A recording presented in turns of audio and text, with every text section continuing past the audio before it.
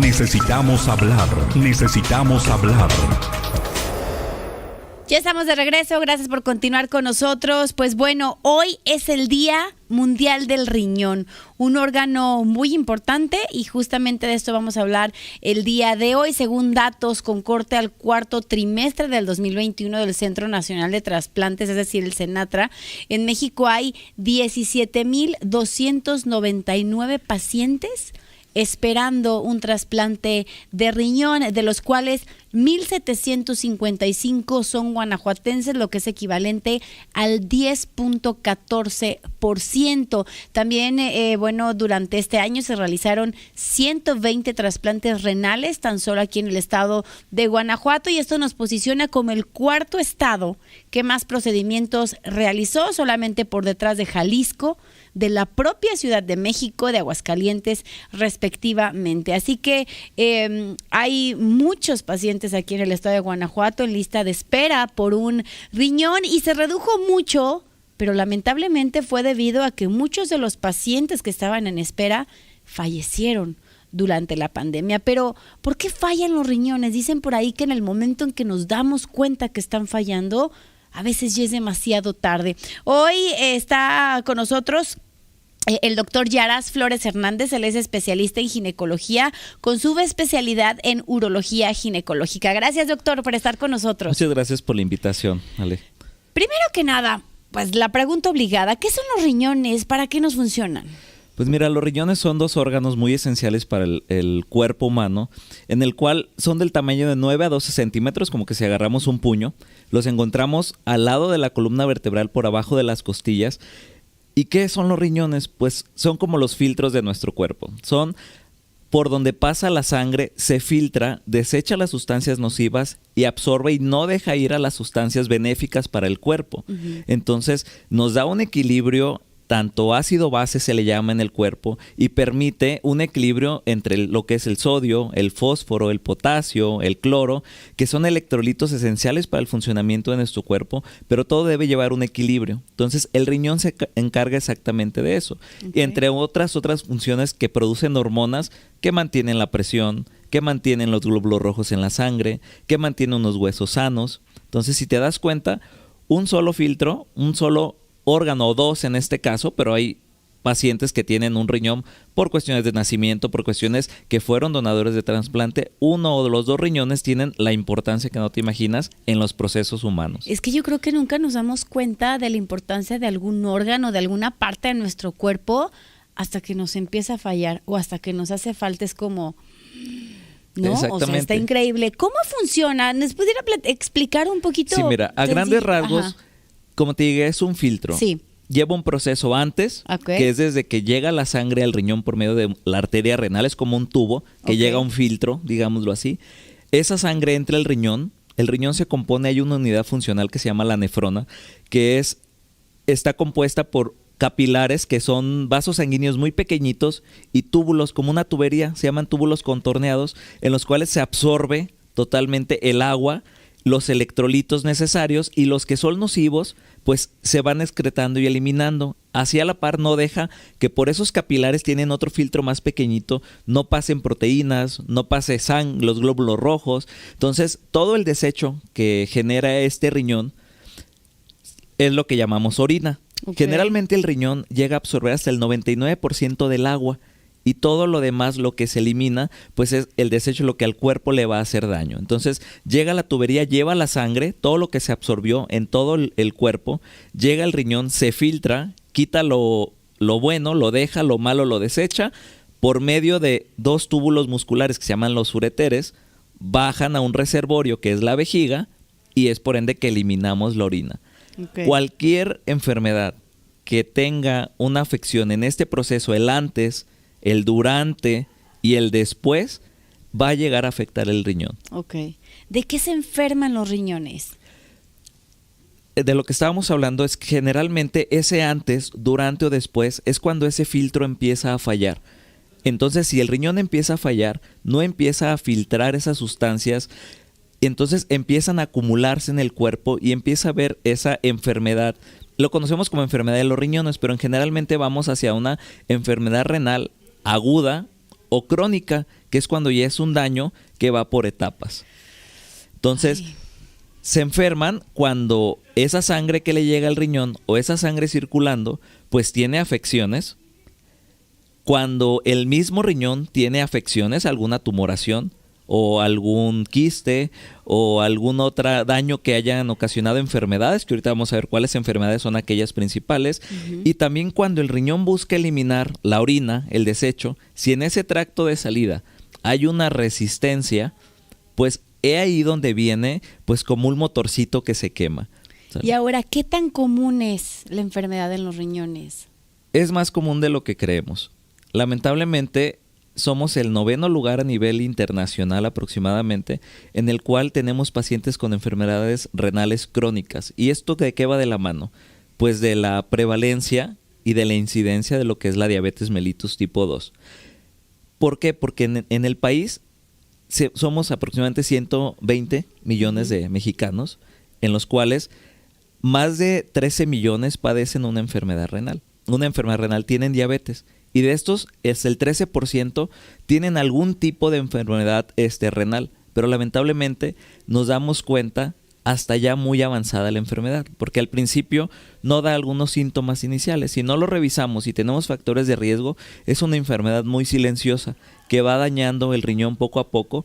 Los riñones son muy poderosos, yo les digo. Son capaces de trabajar a sobremarcha para tratar de eliminar todo lo nocivo que tiene el cuerpo. Hasta con un riñón, pacientes que tienen un riñón o fueron donadores de riñón, con un riñón es más que suficiente para satisfacer las necesidades de su cuerpo. Sin embargo, pues cuando viene este proceso de algún daño es cuando ya nos damos cuenta demasiado tarde. Okay. Entonces, es por eso que comentabas, la lista de espera para trasplantes, pues el primer lugar se lo lleva a riñón. Más de 23,000 pacientes que están en las listas de espera en Centro Nacional de Trasplantes, aproximadamente 18,000 son de riñón. Ok, entonces entiendo que hay gente que tiene más prevalencia o más posibilidades de enfermar del riñón. Ahorita hablaba, doctor, de gente con diabetes, por ejemplo. Exactamente. ¿Quién más?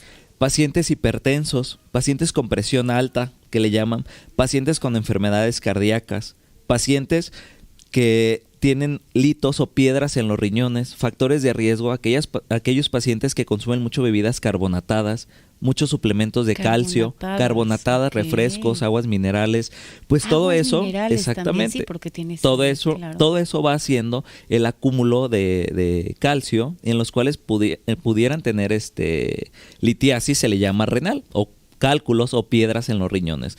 Que aquí en Guanajuato el agua que consumimos es muy alta en minerales, sales y minerales, los cuales predispone a que los pacientes tengan litiasis renal y tape, como te comentaba, si esa piedrita está en el motorcito o está en la salida, tapa esa salida y el riñón se sobreesfuerza, viene un daño. Pacientes con infecciones recurrentes de vías urinarias que afectan el riñón, que en términos médicos llamados pielonefritis crónicas, hacen abscesos en los riñones, daño de los riñones, pues también tienen este factor de riesgo.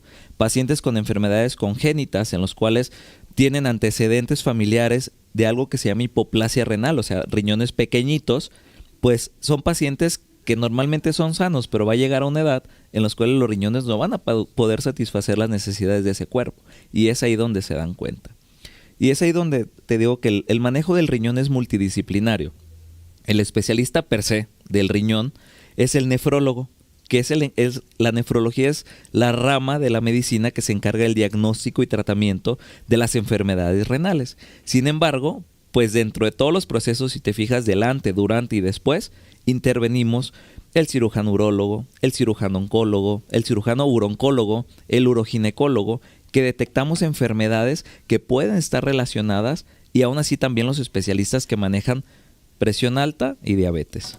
Doctor, ahorita por ejemplo habló del tema de las piedritas, ¿no? Hay mucha gente que tiene piedritas en los riñones. Entonces, quienes han tenido piedritas en los riñones, ¿es un aviso? O sea, son más propensos a tener una enfermedad más grave. Son pequeños avisos. Exactamente. O puede ser que esté una piedrita en el riñón y ya la deseché y listo, no pasa nada. Generalmente hay que ver la causa, porque hay unas enfermedades subyacentes, tanto de algo que se llaman de las paratiroides, o pacientes que resorcionan mucho, desbaratan, digamos, el calcio del hueso, y ese calcio pues pasa a la sangre y se tiene que eliminar de alguna manera. Entonces, pacientes que tienen litiasis o tienen piedras en los riñones, hay que buscar tanto en su alimentación como otras enfermedades que precedan a esta formación de los riñones. Son avisos. O sea, normalmente el riñón, como te lo comentaba en un principio, filtra adecuadamente todas las sustancias buenas y malas del cuerpo y es muy selectivo.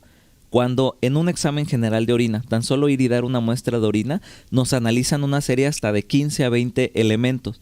Ahí, desde en ese momento podemos darnos cuenta si está bien o anda mal un riñón. Doctor, ¿qué otras cosas, por ejemplo, en cuestión de alimentación, de prácticas, podemos hacer para cuidar nuestros riñones? Por ejemplo, decía, evitar los refrescos, evitar aguas minerales en exceso, sí. ¿No? ¿Qué más? Definitivamente, una de las principales cosas que tenemos que hacer es controlar las enfermedades subyacentes.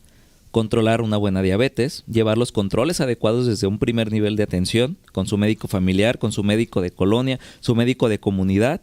¿Por qué? Porque de ahí empieza el control, ¿no? Okay. Pacientes con presión alta, pues obviamente controlarlo, porque la presión alta, si hay una presión alta en todo el cuerpo, esa presión golpea en la parte del riñón, daña esos vasitos que filtran, entonces pues ya empieza a haber alteraciones. Controlar su presión, controlar enfermedades cardíacas, recordarles que la presión alta puede ser consecuencia o causa. Okay. O sea, consecuencia de un daño renal o causa un daño renal, ¿no? Controlar las enfermedades cardíacas, llevar una buena alimentación. ¿Por qué una buena alimentación? Pues solamente desde que están niños, ahorita en las escuelas ya están mucho con lo de las bebidas azucaradas, la buena alimentación. ¿Por qué? Porque están viendo que hay una alta prevalencia de diabetes. Esta prevalencia de diabetes, hay una alta prevalencia, incidencia de enfermedad renal crónica. Entonces, comida saludable. Sabemos todo mundo lo que nos hace daño. Sí, o sea, por ende, no nada más es para cuidar el riñón, es para cuidar todo nuestro cuerpo. Bebidas azucaradas, alimentos ultraprocesados, grasas trans. Entonces, se pide que más frutas, verduras frescas, la ingesta de líquidos. Es que si tomas mucha agua, tu riñón está bien. Recordemos que es un equilibrio. Por eso estamos desde 2 a 2.5 litros de agua al día consumiendo caldos, sopas, jugos. Porque el hecho de tomar también mucha agua, pues le damos más trabajo al riñón, diluimos más esa sangre. Y de hecho hay casos reportados de intoxicaciones hídricas, se le llama. O sea, de mucha ingesta de líquidos. Eso también es importante. Entonces, tomar agua de más también pone a trabajar de más a los riñones. Exactamente. ¿Cuánto es tomar agua de más? Tomar agua de más, generalmente por eso se pone un límite, 2 a 2 litros y medio de agua al día. Y eso incluye si me tomé un café en la mañana, exactamente, si me echo caldo, una sopita. sopa, y lo ideal es distribuirlos en todo el día. Obviamente también el riñón o se afecta por exceso de agua o se afecta por no tomar agua. O sea, el entrar en una deshidratación, pues también al riñón no le vamos a estar dando ese aporte sanguíneo, esa parte para que siga trabajando y también se va a llenar, se va a dañar. Entonces, muchas creen que vamos a tomar mucho líquido, vamos a tomar agua. El hacer ejercicio, el ejercicio aeróbico, 30 minutos de lunes a viernes, 5 días a la semana. Quien pueda hacer más, pues hace más, porque eso nos ayuda a controlar peso, a controlar glucosa. La ingesta de alcohol en pacientes que consumen mucho alcohol, obviamente una de las cosas pues se va a procesar por nivel hepático y va a eliminar a nivel renal. Sin embargo, también las calorías que tiene la ingesta de alcohol, pues va a predisponer también el aumento de la glucosa en los pacientes. ¿No? Controlar enfermedades, llevar una dieta sana y balanceada desde muy pequeños, ver las redes sociales, el internet es muy amplio. No nos cuesta a veces mucho meternos cómo cuidar el riñón y podemos tener una serie de recomendaciones. Obviamente cuando ya llevamos a una etapa donde ya nos detectan en los controles alguna situación, pues es ahí donde tenemos que acudir tempranamente pues a revisión con algún médico de cabecera, con un urólogo, con un nefrólogo, con un uroginecólogo en los cuales nos revisen y empezar a derivar a los pacientes para un manejo integral. Doctor, hay también una pregunta, ahorita que está hablando de es que el internet y demás, luego también así como nos puede ayudar, creo que hay ocasiones en las que puede llegar a perjudicar. Por ejemplo, le quiero preguntar específicamente, ¿está de moda, por así decirlo, no? ¿O está haciéndose cada vez más popular cierto tipo de dietas y demás? Exactamente. Por ejemplo, la dieta keto, ¿no? O sea, este tipo de cuestiones pueden dañar al riñón. Entre eso y otra cosa, por ejemplo, el tema de la jugoterapia. De voy a limpiar mis riñones y mi organismo y entonces voy a consumir puros jugos, no sé cuántos días, 3, 5, 15, no sé cuántos, la verdad nunca le he hecho. Pero luego son este tipo de dietas que se ponen de moda, por así decirlo. ¿Qué nos dice de eso? Exactamente. Generalmente todo el mundo sabemos lo que es una alimentación balanceada. Lo sabemos porque lo hemos visto desde que estamos en la primaria, en la secundaria, en la prepa. Sin embargo, que no lo aceptamos o no lo adaptamos. El hecho de hacer las dietas cetogénicas, yo siempre he dicho, cuando un paciente se somete a una dieta, yo no le llamo en lo personal, y muchos nutriólogos afortunadamente concuerdan, una dieta, sino que son planes alimenticios. Son planes alimenticios en los cuales pues nos van a agregar un buen plan alimenticio nos puede agregar ciertos nutrientes y componentes, tanto lípidos, proteínas, carbohidratos, y llevar un balance de acuerdo a las necesidades de cada cuerpo. Sí, o sea, no significa que sea siempre para adelgazar, o sea, no, hay miles de objetivos. Hay exactamente, ¿no? miles de objetivos, por eso, siempre que una paciente se va a meter un plan alimenticio, es decir, ¿cuál es tu objetivo? Claro. Bajar de peso, controlar glucosa, controlar presión, mantenerte saludable. O consumir simplemente los nutrientes que necesito. Las dietas cetogénicas, hay muchos estudios, tanto que avalan que sirven para la pérdida de peso. Sin embargo, en la dieta cetogénica pues se producen cuerpos cetónicos, en los cuales son la manera en la que el cuerpo adquiere energía. El cuerpo ya no adquiere energía de la parte del carbohidrato, de la parte de la grasa como tal. El cuerpo cetónico viene de la grasa. Sin embargo, como ya le quitas algo de carbohidrato, pues la principal fuente de energía del cuerpo es la glucosa. Sí, y es el carbohidrato. Se mantienen siempre en esta cetosis de la que nos habla. Exactamente. Entonces, el producir cuerpos cetónicos exactamente, están utilizando la grasa para darles energía, pero llega en algún momento que este proceso hay que tenerlo bien vigilado, porque hay pacientes que pueden estar en dieta cetogénica 1, 2, 3 meses. Sin embargo, si no es un proceso multidisciplinario donde al paciente lo sometas a estudios de laboratorio y de gabinete para ver cómo están sus riñones, cómo está su hígado, cómo está su corazón, cómo está todo, ¿te va a tolerar o no una dieta cetogénica? Genial. La gran mayoría pues no lo suele hacer, ¿no? Y ahorita es la panacea. Te hago que bajes rápido de peso porque tu energía viene a partir de la grasa, pero todos los demás órganos de la economía de tu cuerpo, ¿cómo están funcionando? Entonces, individualizar. Siempre los tratamientos en medicina es individualizar, persona, paciente, y de ahí partir para los objetivos para cada uno. No es la misma dieta que yo le pongo a un diabético, que le pongo a un hipertenso, que le pongo ya a un paciente que tiene insuficiencia renal, enfermedad renal crónica. ¿Qué quiere decir enfermedad renal crónica? Pues que en realidad se va dañando hasta el punto que el riñón ya no puede filtrar nada, y es donde viene la terapia sustitutiva renal. O sea, no hay cura, ya en eso ya simplemente los riñones se dañaron. Si se detecta a tiempo, es por eso las consultas preventivas y a tiempo. Si se detecta a tiempo los daños, hay ciertos daños que pueden ser reversibles, en los cuales con ciertas terapias, nutriciones, medicamentos, podemos evitar o parar el daño del riñón. Pero cuando esto no lo determinamos a tiempo, que pasa en la mayoría de los casos, y más en pacientes diabéticos descontrolados, pues llegamos a una etapa donde viene lo que es diálisis y hemodiálisis. ¿Has escuchado eso? Sí. Es una terapia sustitutiva renal. Tu riñón ya no funciona, pues ahora yo te filtro a ti para tener esa, o si ya no me sirve la terapia sustitutiva renal o vas a estar durante un tiempo, pues ¿sabes qué? Pues necesitas un riñón, pero si no tienes un familiar que sea compatible, pues tu lista de espera va a ser en el lugar número 17,000 y algo. Doctor Yeras Flores Hernández, especialista en ginecología con subespecialidad de neurología ginecológica, gracias por habernos acompañado. Gracias a ti. ¿Dónde lo encontramos? Ahorita estamos en el Hospital Ramírez Guadiana, piso 3, consultorio 4, en el piso de especialidades. Podrán encontrar ahí el consultorio mío y también especialistas en los cuales urólogos, cardiólogos que les podrán dar el mejor seguimiento. Gracias, doctor, por haber estado con nosotros. Contáctanos. En Facebook. En YouTube. TikTok. Instagram. Noticieros en línea.